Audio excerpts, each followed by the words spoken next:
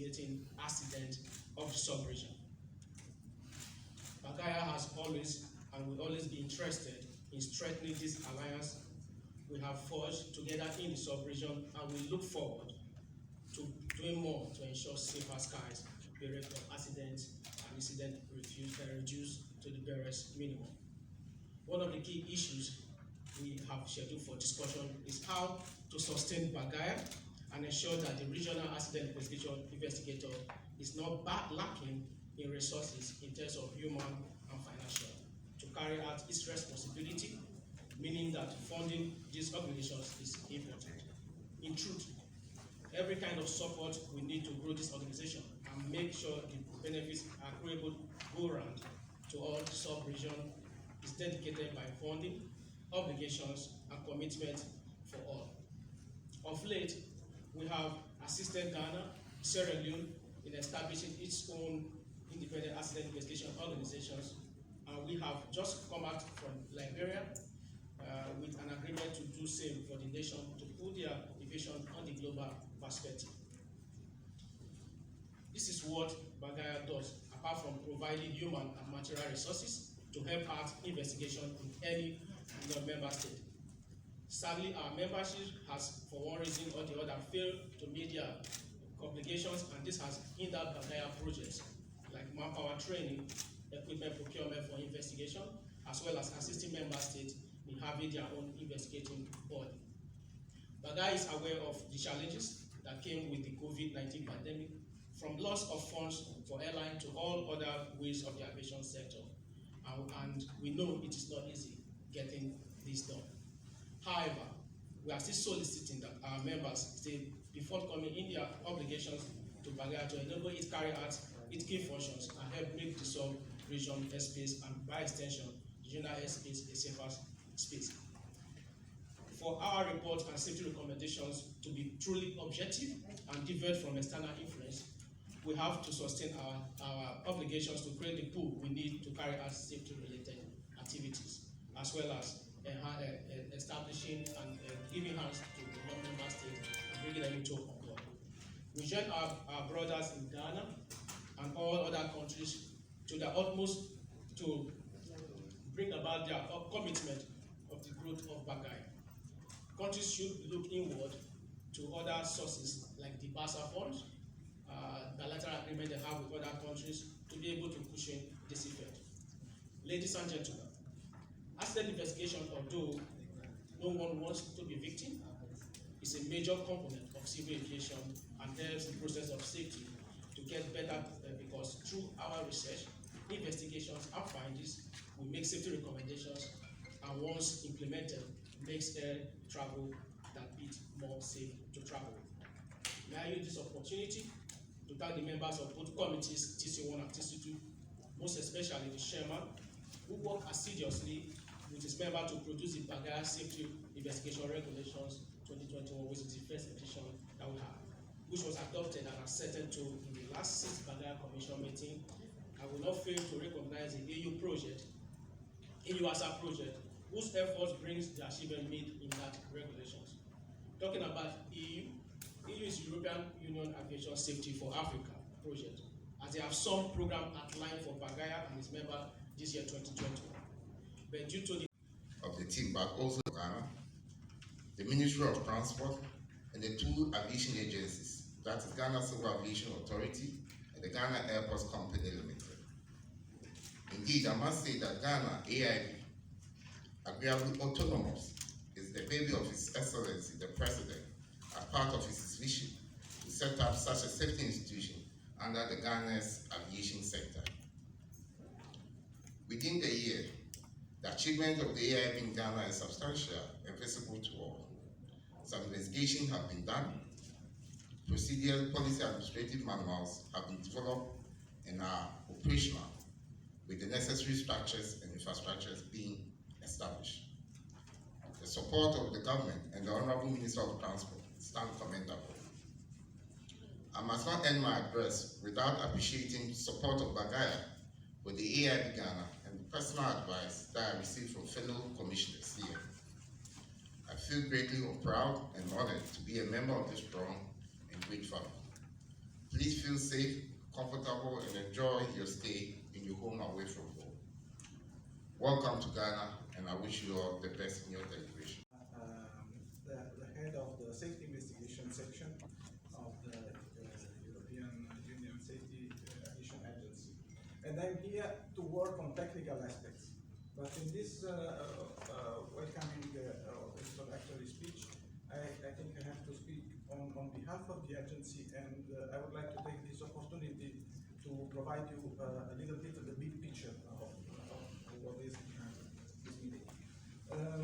As the BAGAIA Commissioner already mentioned, this is part of the EU-Africa Safety in Aviation project. And that project is part of a bigger contribution that the agency, the European agency, is providing to the European Union in definition of the cooperation of the development strategy for Africa, with dedicated funds made available by the European Commission. And I want to say, why aviation? Because aviation is a fundamental tool to promote sustainable development that brings together countries and communities and promotes trade and tourism. And I also want to say that aviation is not transportation for the rich and wealthy people, but is really a cost-effective tool to transport and to make connection among people and among countries. And this is remarkable when compared to other transportation tools. Now, this project, the European EU-Africa Safety in Aviation project, is a 3 years project that started in 2019, is now going to be further extended, also taking into account the challenges that we face with the pandemic. Beneficiary of this project are the sub-Saharan countries, and the target level are from the continental to regional and national. Main objectives of the project are to improve aviation safety with the following results: reinforcement of the regional organization, and this is basically the reason why we are here, because with regional organization we think about the regional oversight organization, but also the RAIU, so the Regional Accident and Incident Investigation Organization. And BAGAIA is one of the few and most important in the world. Improvement of the safety oversight regulatory environment, achievement of enhanced safety oversight, and implementation of safety data collection and analysis. And you can see that also in these 3 additional bullet points that I mentioned, namely the collection of data and analysis, there is no way to get improvement in aviation safety without a solid, mature, and independent safety investigation. So our goal is really to help and support BAGAIA in particular through the process of capacity building, cooperation among experts through consultancy, workshops, training, and technical assistance missions. And as I said, we started working together just at the time of the pandemic, and it was really a challenge. So we could only meet up to now virtually, but nonetheless, we were able to work together in the preparation of the regulation that was endorsed, which was, I think, a very important achievement, and also preparation of the terms of reference that are really defining the high standards for this organization. So I wish just to conclude this speech, once again also thanking all of you for being present here and joining us during these days, but in particular to express once again my personal thanks to the organizers and also But you know, most of these regions have their independent investigation body. So what BAGAIA is all about, when these member states have not been able to carry out their other resources to come assist, BAGAIA will be able to do that. I need to remind you that there was an accident that happened in Sao Tome. Sao Tome is not the member state of BAGAIA, but it was delegated to BAGAIA, and BAGAIA was able to do that in collaboration with the member state, especially in Nigeria, to assist when they have well-organized accident investigation body, which we are striving for AIB Ghana to have as well. So what's the situation with? I see Ghana as determined. What I mean determined is that during the pandemic, we're able to work assiduously to see that they have their act, they have all their regulations in place, and AIB Ghana was established. AIB Ghana was able to have their facilities, some of the facilities that were able to warehouse their people.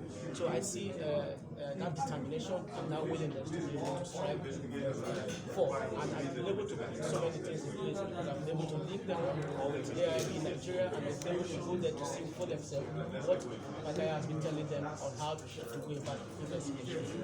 That flight data capability is to enhance the member state. You know, AIB Nigeria has a well-established facility for accident investigation,